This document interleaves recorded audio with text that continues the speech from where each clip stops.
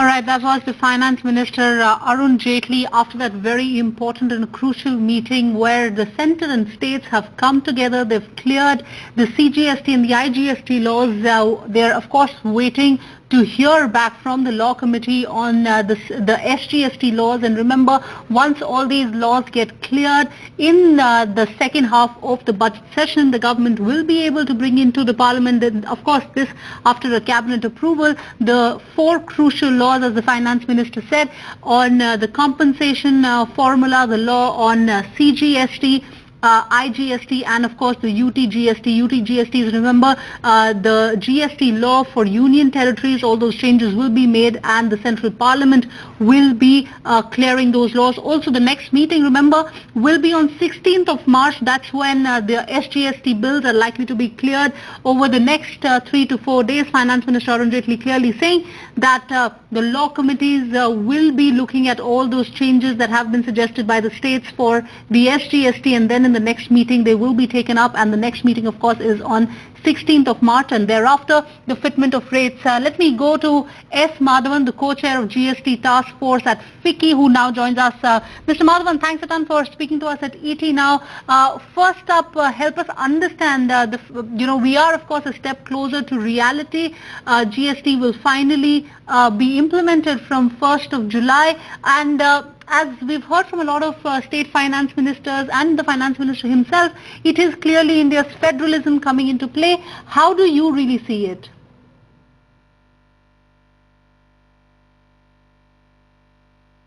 Well, I think it's a substantial progress from where we were, relatively speaking, some few months ago, as late as a few months ago. And the finance minister seemed very confident this time about the implementation date of 1st of July, although earlier on he was not so confident. So I think clearly there has been progress in the last 2 or 3 meetings of the GST Council, and with today's announcement that pretty much most of the legislative work has been completed by the GST Council, just the one piece of legislation, which is the state GST law, which will be taken up on the 16th as we understand. I think the most of the legislative work is complete. Also importantly, relative to your question, the finance minister also mentioned that all products will be fitted to the rates which are most proximate to their current rates, except a very few. So there again, while that exercise, which is admittedly a very large exercise, is yet to be completed or yet to be even commenced, the way the finance minister indicated, that seems to be a straightforward arithmetical exercise and not be subject to a lot of political pressure. So I expect that fitment of products to the rates also to be relatively simple.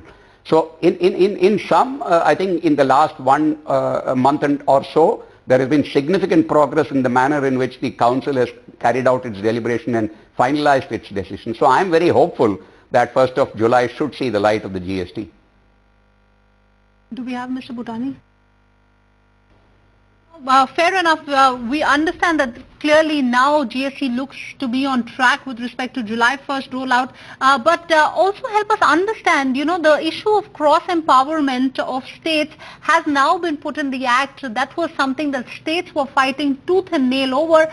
And, in fact, even the Revenue Department officials clearly came in and spoke to Finance Minister Arun Jaitley regarding what will be the division of labor. But up until now, so far, those, there's still no clarity on how the division of labor is going to happen once the GST rollout happens. What's your own view on that?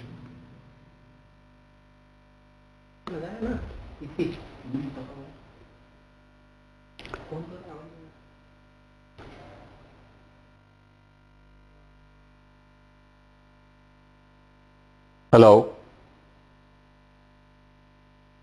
Mr. Madhavan, this question is for you.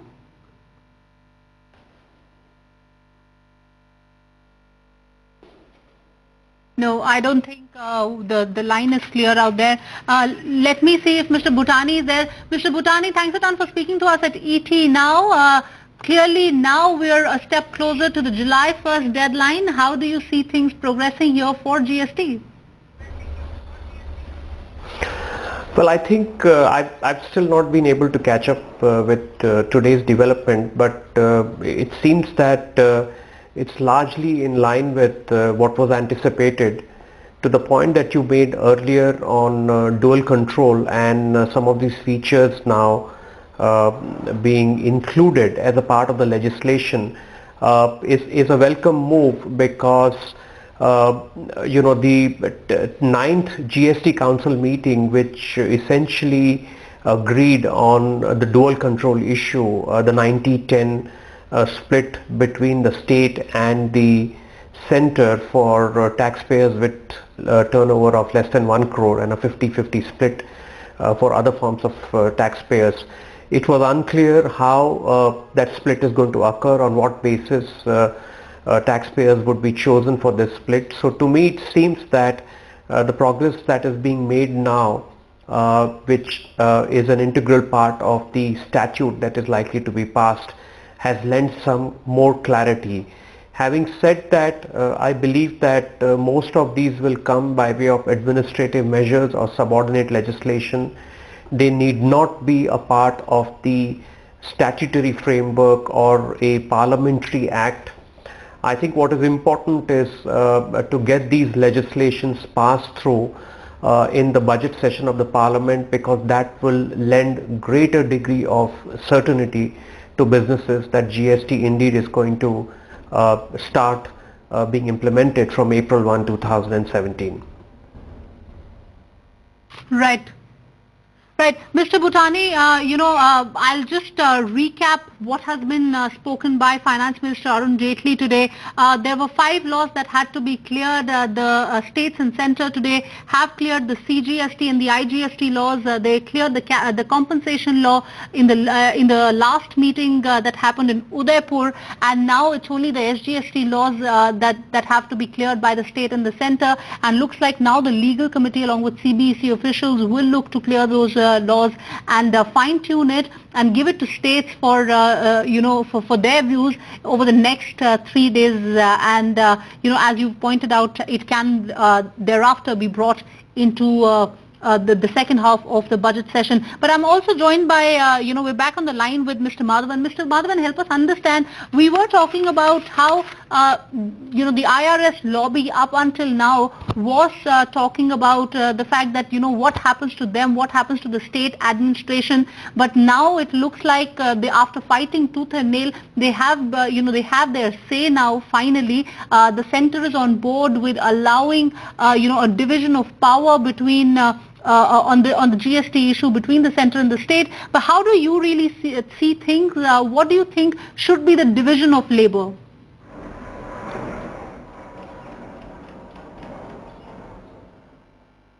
Well, we can argue about how the work has to be administered between the centre and the states. There is a reality out there that the centre has been familiar with administrating a certain set of statutes, such as the service taxes, whereas the states have entirely been familiar only with product taxes. Given that reality, I think the manner in which the central administrative officers have gone about it is essentially to state that, first of all, of course, that they must continue to administer assessees under the GST, not to the detriment of the centre. That was, I think, their first point, because they felt that at least below the threshold level where the 90-10 split, they felt that they would lose control over the relatively small assessees. But I think that's something that they now have to live with. And more importantly, I think they've already agreed the 50-50 split for the larger, really important assessees, which is quite all right. I think the only other point, therefore, was that they felt that they must continue to administer the service taxes till such time as the states had administrative experience of administering service taxes. That I doubt whether the centre or the states will certainly not countenance that argument, and I don't think the centre will too. As long as the administrative powers are fairly split 50-50 between the two administrations, and keep in mind that the assessees want just the one control, administrative control beyond that threshold limit, whether it be the central officers or the state officers. Given that reality, I think the proposed split of 50-50 is a fair way to administer the taxes. And yes, I think the state authorities, tax authorities, will continue to understand the service taxes as things pick up. Hopefully the central government will work with the officers, will work with their counterparts in the state government to ensure that they have capacity building in the states to administer service taxes. So I think the present agreement of the manner of administering SSEs as is currently agreed at the council is a fair way to proceed. Mr. Butani, Mr. Madhavan says that it's a fair way to deal, and divide all the work between the center and the state. But what's your own assessment? What do you think should be the division of labor? And do you think the center, by agreeing equal powers to both central and state revenue officials, they in a way have really showed that federalism is the way to go? What's your own view on this? Well, I don't have any strong views about how the division should occur insofar as the functioning of the government department is concerned. But insofar as taxpayers are concerned, I think what they are looking out for is a seamless, GST department existing, whether they have to deal with officials at the state level or at the federal level. Now, as you know, historically, the state officials have been trained to administer the VAT law, and it's the center that has administered the excise and the service tax law, which means that the Central Board of Excise and Customs has to essentially launch a nationwide set of training for the officers as to how assessments have to be undertaken, how investigations have to be undertaken, how tax collections has to be pursued, so on and so forth. And this is going to be a short to medium term exercise, or rather medium term exercise, which would mean that taxpayers avoid multiplicity of filing requirements, and the views that are taken by the state officials, or rather the erstwhile state officials, and these central officials are consistent. So whatever is the division that is occurred, I think there should be a sense of clarity that the taxpayers should have as to how the powers are being divided.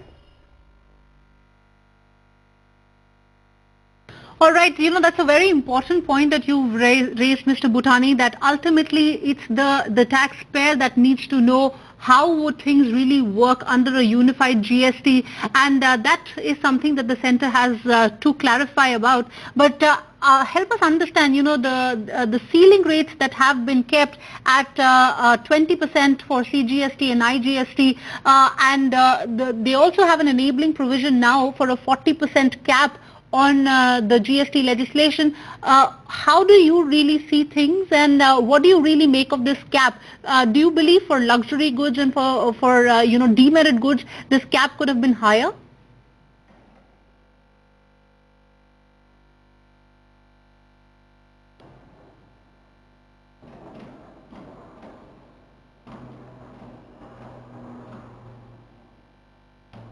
Mr. Butani?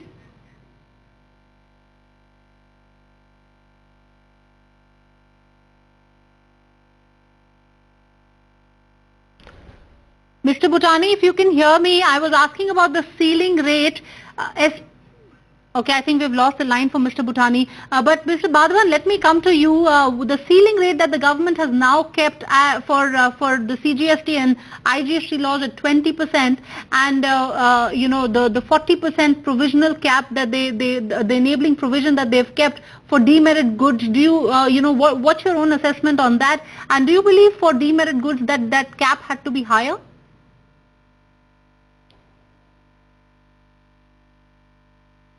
Well, I happen to belong to the point of view that the ideal GST was a single rate GST, and I also happen to believe, and I was very vocal about the fact that it should not exceed between 18 to 20%. We now live with the situation where we have a 4-rate GST structure. That itself is a compromise. So if the question is, do we go beyond the maximum of those rates of 28 and enable the central and the states to have a maximum of 20 plus 20, which is 40, admittedly for a small list of products, that I believe is firstly just an enabling provision. So I'm not immediately alarmed that they have enabled themselves to levy up to a maximum of 20 plus 20. But as to your question, should they have had the cap higher for demerit goods? The answer is surely not. It is not an appropriate response to tax demerit goods or whatever goods, sin goods, whatever you call them, at confiscatory tax rates. That simply doesn't work, and it has not worked globally. So while you might have disproportionate tax rates on these products, surely, and the maximum rate anyway, as you are aware, in that four-tier structure is 28% plus the cesses, which aggregate, I would imagine, to much more than 40. And bear in mind that the clarification which came when the 20 plus 20 was announced, the cap, was that that is an enabler so that the cesses are subsequently removed and the GST rates, which will be only the rate taxes on those goods, will be capped at 20 plus 20. So the understanding I have is indeed that the cesses which are currently to be imposed on these goods beyond the 28%, and therefore in total the current aggregate incidence of tax which is visualized for these products is in excess of that 40, will come down to 40 if the cesses are subsequently removed. That, I believe, is the reason why the 20 plus 20 enabler has come in, and I happen to believe that that's more than adequate to tax any kinds of products in India under the GST. Right, Mr. Madhavan, we totally take your point. In fact, let me ask Abhishek Rastogi, partner at Khaitan and Company, who now joins us on the phone line. Abhishek, thanks a ton for speaking to us at ET. Now, we were talking about how July 1st deadline is now far more achievable. In fact, Finance Minister Arun Jaitley sounding rather confident this time around on achieving that deadline. But there is, of course, an important issue, the fact that, the center and the states have agreed to a 4-rate structure, and that too with a ceiling cap, a 20% ceiling cap that's there in both the CGST and the IGST laws, and which makes it a 40% enabling provision that's there in the law for especially the demerit goods. How do you really read this? I think first I will address this issue of today's meeting, and I think it was very expected that the Central GST Act and the IGST Act will be passed. We all know for a reason that this session starts on 9th of March, and if this GST has to come into place, this was very important for today to happen. And that has happened today, and I think it is very encouraging. Our discussions with the Ministry of Finance were very positive in the last couple of weeks, and there were a couple of discussions which happened which basically revealed that 1st July will be a realistic date. So I think that's a big day for the country today, and it's nice to hear that these CGST and IGST laws have been cleared, have been given a formal approval by the GST Council today. Now, coming on to your second point with respect to the 20 plus 20 rate, I think this enabling provision was very important because there are certain goods which need to be taxed at a much higher rate, and I would not go into the details of those goods as of now, but we know for a fact that while there will be 4 structure rates plus the exempted and the zero-rated rates, there will be a couple of goods which will be taxed at a very high rate, and which would be as high as 40%. So this enabling provision was actually the need of the hour, and this will be a real tax for a couple of goods. Right, Abhishek, point taken. Let me ask Mr. Butani. He's back on the line with us. Mr. Butani, what do you make of this 40% enabling provision that's there in the law? And, the view coming in from Mr. Rastogi is the fact that it's important to have a higher rate for demerit goods. But on the other side, we have Mr. Madhavan, who doesn't believe that, that's the way to do things. What's your own view? Well, I think if you go back to the initial discussions on the rate structure, the highest rate of tax which has been pegged at 25% is and plus over and above that the cess that has to be levied. To me, it seems that the 20 plus 20% is the overall cap that they have put, and I tend to agree with Mr. Madhavan that you essentially with the overall cap can make sure that all the goods and services, particularly the luxury goods, will fall in that category. So that seems to me, and I'm speculating at this point in time, it seems to me like that's an overall cap of 40% that seems to have been imposed. I think we still need to see how the statute is worded to be able to interpret that part of the law. Right. Let me also ask you, Mr. Butani, you are in talks with a lot of, I'm sure, a lot of people from India Inc., a lot of people from the industry. What's their own assessment? Are they ready with, the kind of work that's needed once GST comes into play? Well, I'll just reveal one of the surveys that we had undertaken. The survey may be slightly outdated because it was undertaken in the last week of December and things seem to have moved a lot, and I think a part of the survey results did come after the issue of dual jurisdiction was sorted out. At that point in time, and the survey participants essentially were CEOs and CFOs of large Indian companies representing public sector undertakings, large Indian corporates and multinationals as well. 18% of the people believe that the July 1 deadline, they will be prepared by then. I think we had 61% answering somewhat ready. I think perhaps the needle could have moved a little bit and you would possibly have less people in the partly prepared category into fully prepared category.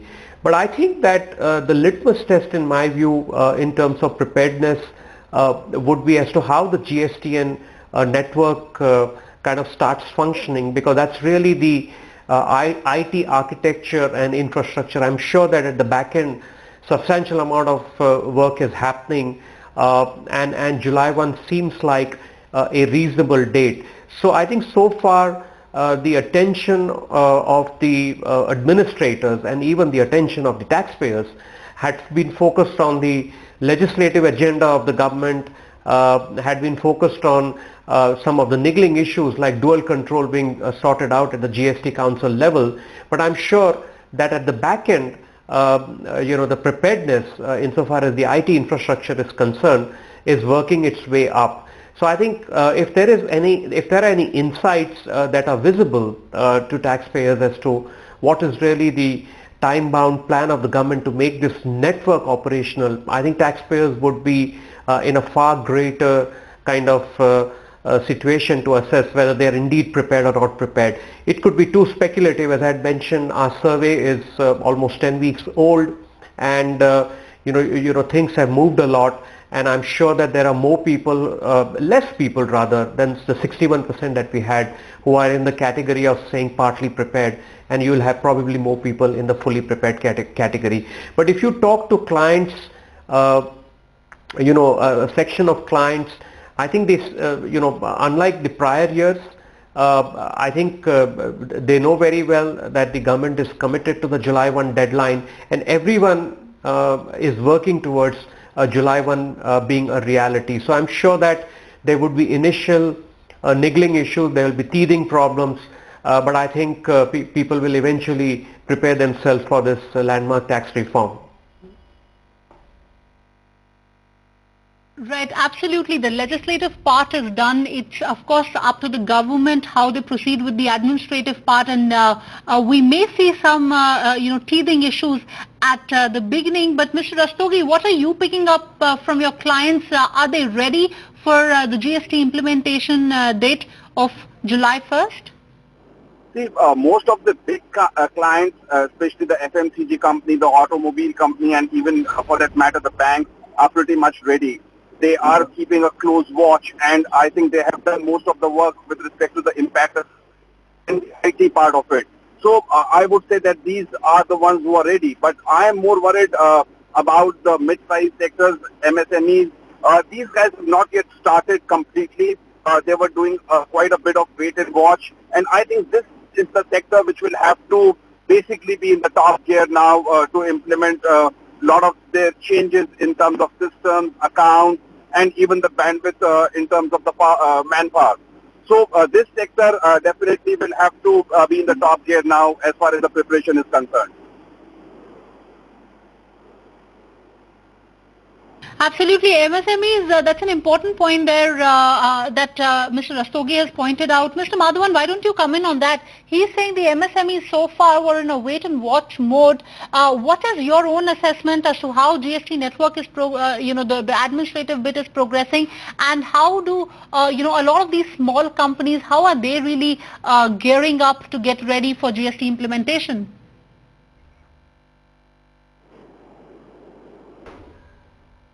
Yeah, let me make three responses to that question of yours. Firstly, between the tax administration and the taxpayer community, who is relatively better prepared for GST? If you ask that first question, the tax administration is relatively better prepared in my view. Simply because there has been a lot of information asymmetry between the administration and the taxpayers. It is of course true that they now want to do taxpayer education seminars and information dissemination, but that asymmetry continues to be the case today. So the administration is better prepared than the taxpayer community. Point number one. Within the administration, the best prepared to roll out the GST is indeed, in my view, the GST network. While there continue to be glitches, more importantly, transitioning some excise and service tax assessees into the GST network, that process is delayed. Nevertheless, I continue to believe that the GST network IT backbone of the GST is the piece which is most advanced. The legislative agenda is now catching up with the IT readiness, but the IT readiness and the GST network is the most well prepared to roll out the GST. As to the state of readiness among various sectors within industry, it is indeed true that the organized sector, the larger companies, the larger players are evidently better prepared to address the GST simply because there is more at stake.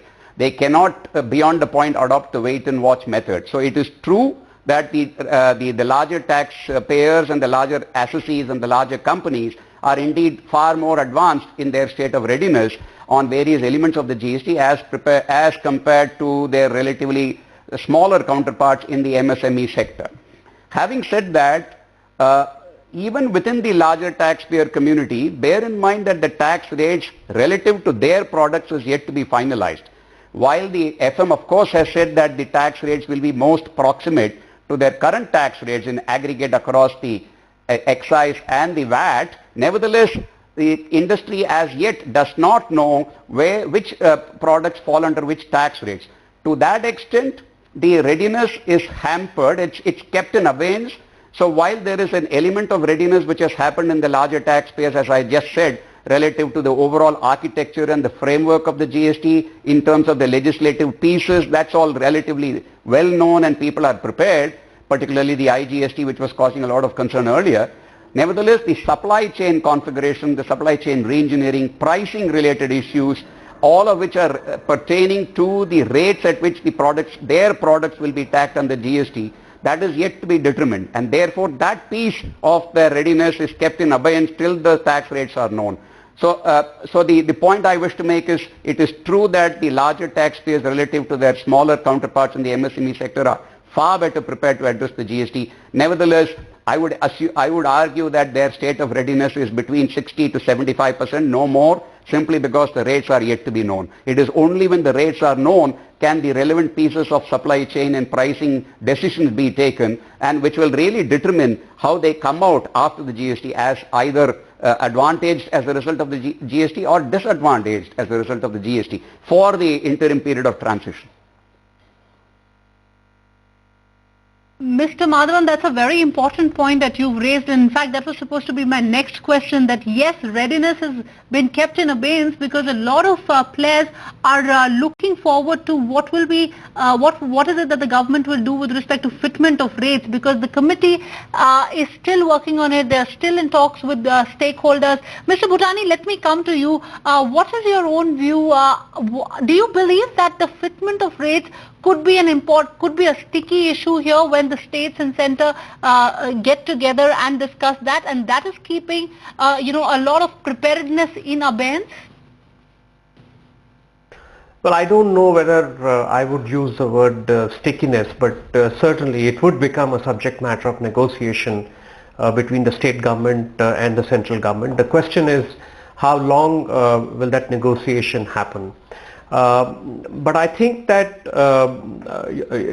one way of looking at it is to say that if the underlying philosophy behind the Dr. Subramaniam Committee's rate structure recommendation was that the GST to start with should be neutral from a common man standpoint insofar as the goods particularly are concerned, because it's really the category of goods that is being subjected to varying rates of GST, which is a bone of contention and not really services. And I'm presuming that there won't be dual rates for services sector, and there would actually be only one rate for the services sector.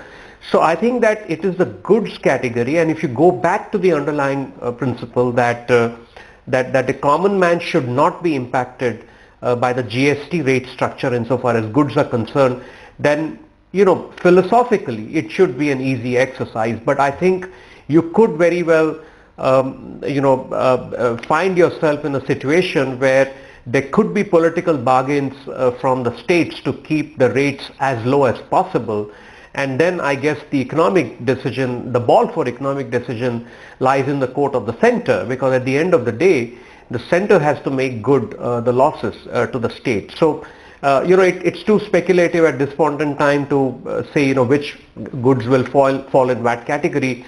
Suffice to mention that the government will stick to its larger commitment on the goods structure. I think the second point I just wanted to add to what my friend Madhavan was saying on the preparedness part is that speaking to people in the industry suggests that whereas there is greater degree of certainty insofar as the transition from the current excise and VAT structure is concerned for manufactured goods, I think there are several issues on the services side which are unclear, whether that's got to do with what happens with respect to services being provided by multi-locations, because currently the service tax registration is a single registration. What happens in situations where it's not very clear as to what is really the place of rendering of services? So I think insofar as there are several aspects with respect to services in the e-commerce sector, in the banking sector, in the insurance sector. I think so the services industry is getting differently impacted than the industry which is typically the goods and the FMCG industry, and I think that segment of the industry would be requiring far greater degree of clarity insofar as the GST on services is concerned, and that's the only way you will have a rise in the overall index of preparedness insofar as industry is concerned. So I just wanted to add that bit as well, because in the earlier conversation the entire focus was on goods and not on services. Right, Mr. Butani, that's a very important point that you've raised, that for services it is very important that the government gives clarity on how the taxation will be, especially for service operators that work out of different locations. But the devil is really in the detail, because what we understand that there are several provisions that allow the government to tax dues. And in fact the fine print really says that tax dues will get some sort of a priority over unsecured bank loans. What do you make of those kind of provisions?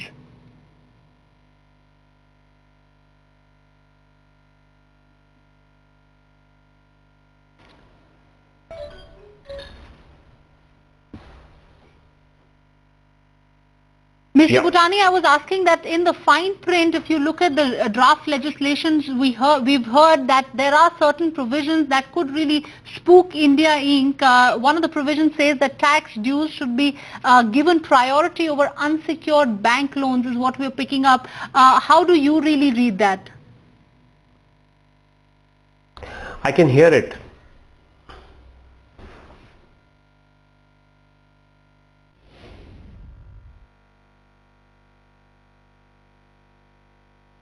Okay, I don't think the line there is clear, but let me go across to Bhavna Doshi, Senior Advisor at KPMG. Bhavna, thanks a ton for speaking to us at ET Now. We were discussing how fitment of rates is going to be an important issue.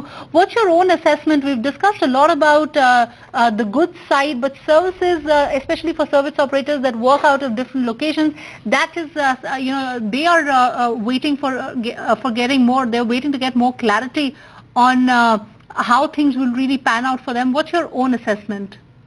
Yes, that's true. All the service providers who are operating pan-India, particularly the sectors like IT, the telecom, insurance, banking, the logistics, courier companies, all of them are really concerned because there is no clarity for them as to whether how the place of supply will be determined and which is the place which they will have to register within the state, in a state, or would they be given one registration across the country and then the tax will be distributed?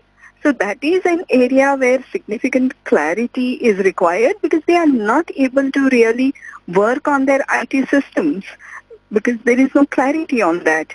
So that's one concern which the services sector has, and for them to be able to prepare for implementing GST. In terms of rates, again, one would like clarity as early as possible because we know what are the different in broad terms, we know what are the baskets. It will be 5%, 12%, 18%. But then what goods or services will fall in that basket, we don't know today. And therefore, again, and so far as goods are concerned, more or less, what they are saying is that the rate what is currently applicable will be maintained. So broadly, people are able to do some sort of working. But when it comes to services, today the rate is 15%, 14 plus the cesses, it comes to 15%. Going forward, will they go into 18% bracket? Will they come into 12% bracket? Is also not clear. And therefore, for services sector, it's really very difficult to prepare for implementation. Right. As a part of my closing comments, Mr. Madhavan, help us understand. Mr. Butani did talk about how fitment of rates is going to be an important issue, and that's when a lot of political bargains may really come in. But as far as industry goes, how do you really see things for them? And we understand a lot of industry guys are meeting a lot of people in finance ministry at this point of time, and figuring out what this rate structure will be. Do you believe that's going to be a crucial issue and perhaps a sticky point in the next few meetings?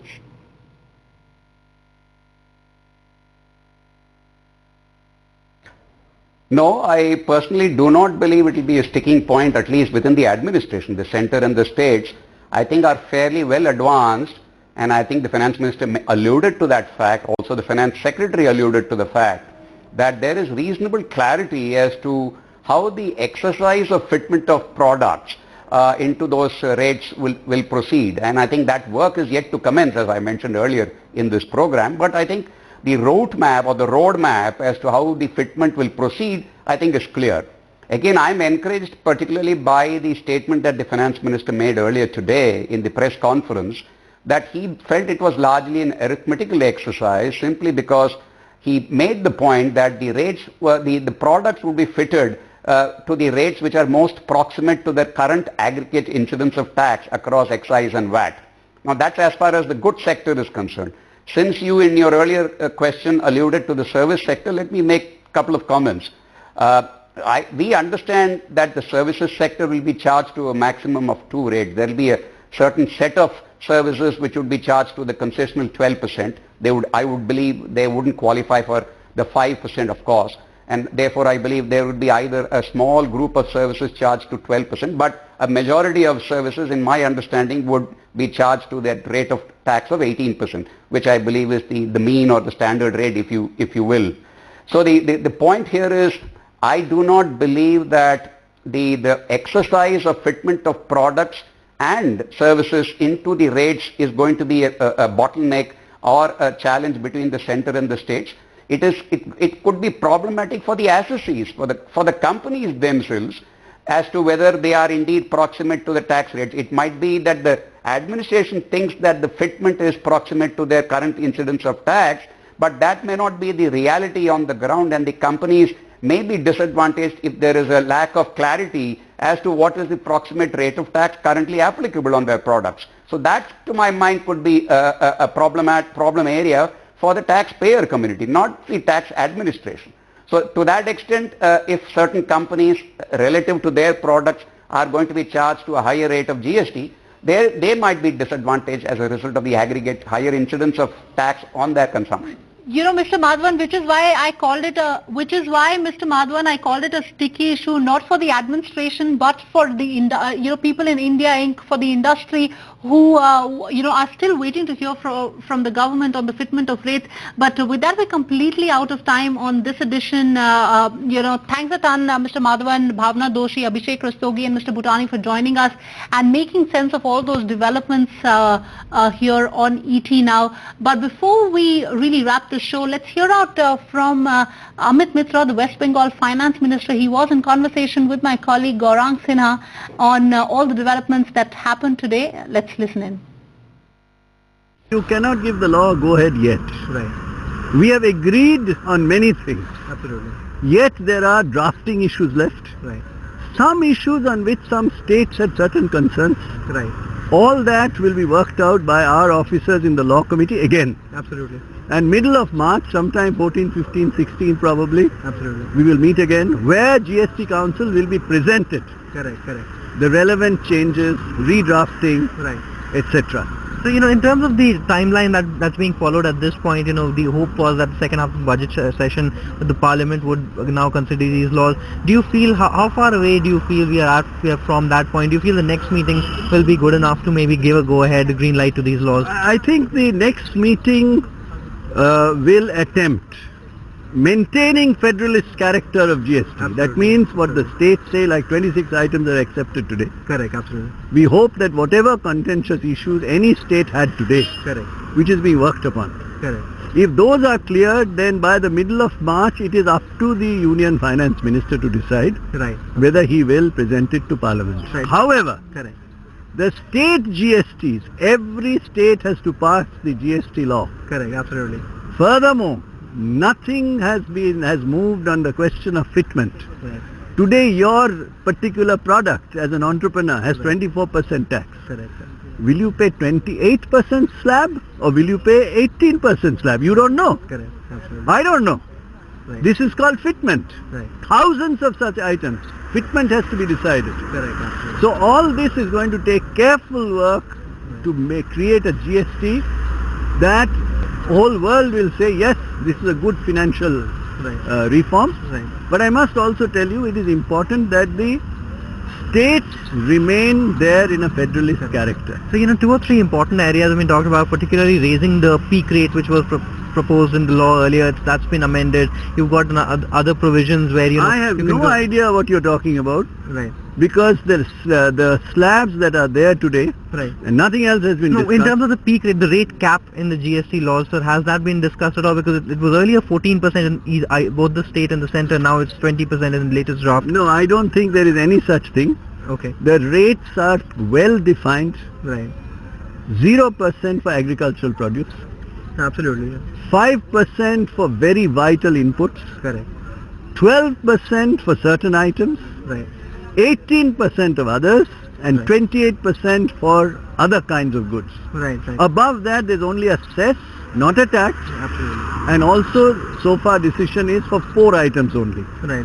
Luxury cars, tobacco, Correct. pan masala and soft drinks.